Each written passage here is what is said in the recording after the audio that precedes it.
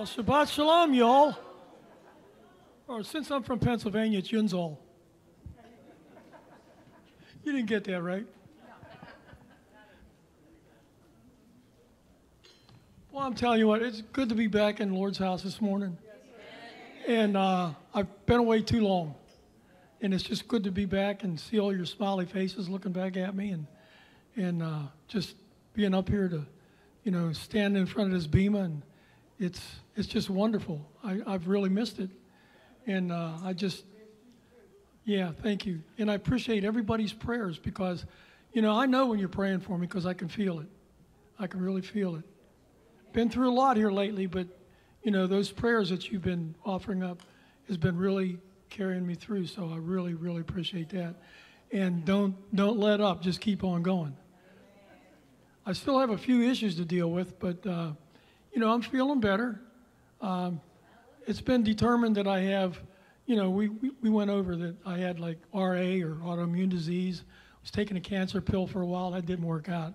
In fact, that was worse. But my doctors finally got together and figured out that I have LGL lymphoma, which is a form of leukemia, T cell. However, it's not as bad as, one would think. It's not a really progressive type of leukemia, but, you can live a long time without it. I mean, with it. I wish that didn't happen. But it's amazing because it's a day-to-day thing. One day your immune system's up here where it's supposed to be, and the next day it could be down here in the bottom. So it just is what it is. So I'm feeling really good today, so I think my immune system's probably pretty good. So what I'm going to read this morning is Psalm 111.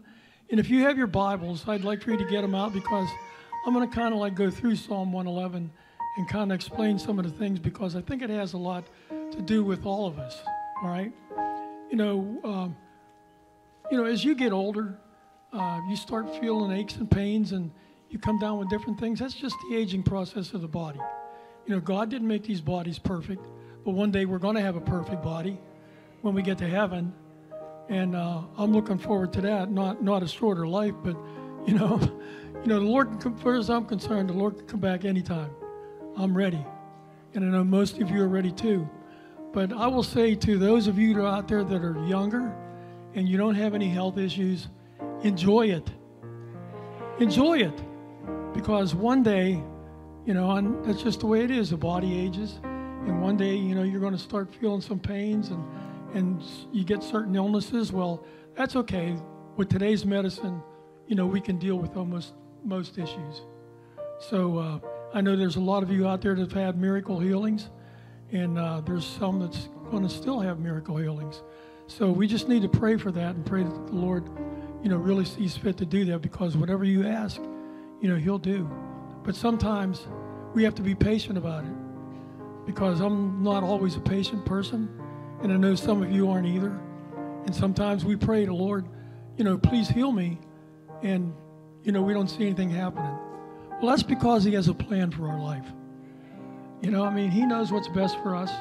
And sometimes we have to go through issues to learn what He wants us to know.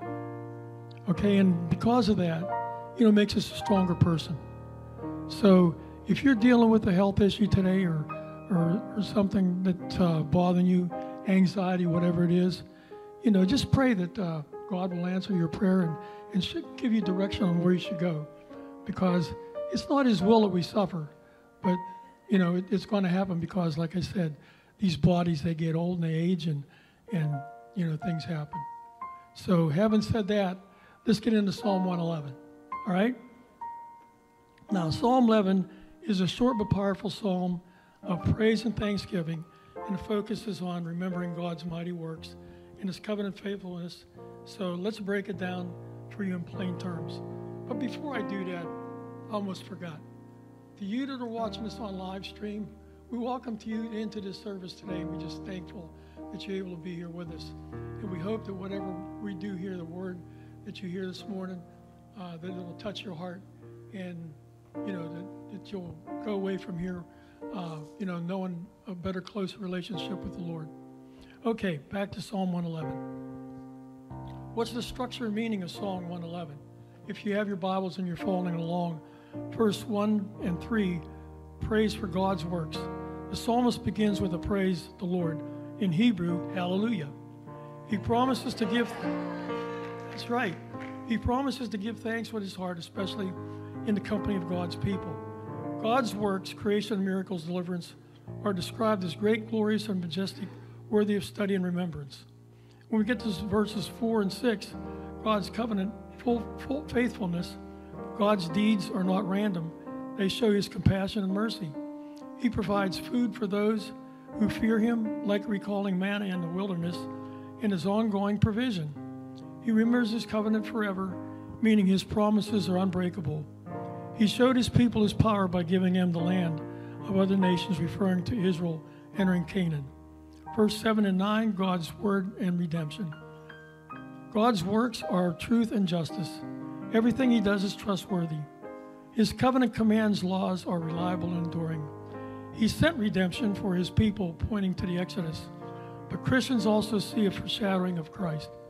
His name is holy and awesome and set apart above all else. In verse 10, wisdom and the fear of the Lord. The psalm closes with a wisdom saying, the fear of the Lord is in the beginning of wisdom. To truly understand life and walk rightly, we must revere God. Those who follow his ways will experience his enduring praise. So now let's get to the psalm and actually read it out of the word. Hallelujah, praise Adonai with all my heart.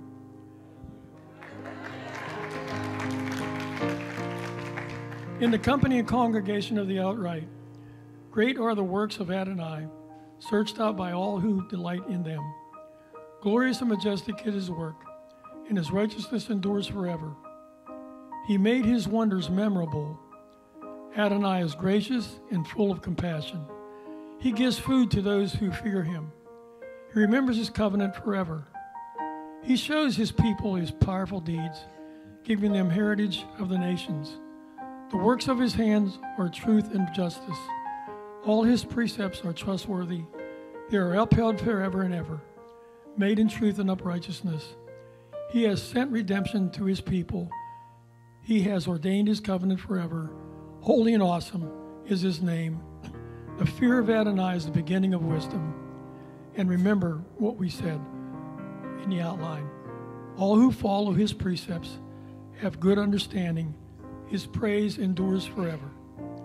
So the key themes of this psalm is praise, a heart response to God's mighty deeds. Remembrance, God's word is history, must not be forgotten. Covenant, God is faithful to his promises. And wisdom, true wisdom starts with honoring and fearing God. Redemption, God saves and sustains his people.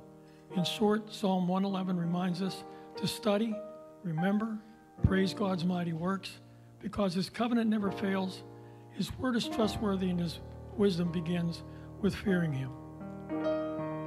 Lord, I'd just like to thank you for your word this morning, Lord. Thank you for everything that your word means to us. Lord, by following this word, Lord, it's a true roadmap in life. And if we follow your word, Lord, we'll be in the right direction always. We just thank you for this day. We praise and magnify your holy name. We pray for those, Lord, who can't be in service this morning, but want to be. But maybe they're watching us online. We appreciate them doing that. We hope, Lord, that, your spirit goes out and touches them as well. We just thank you for this day. May it glorify and magnify your name in the name of Yeshua HaMashiach. And all God's people said, Amen.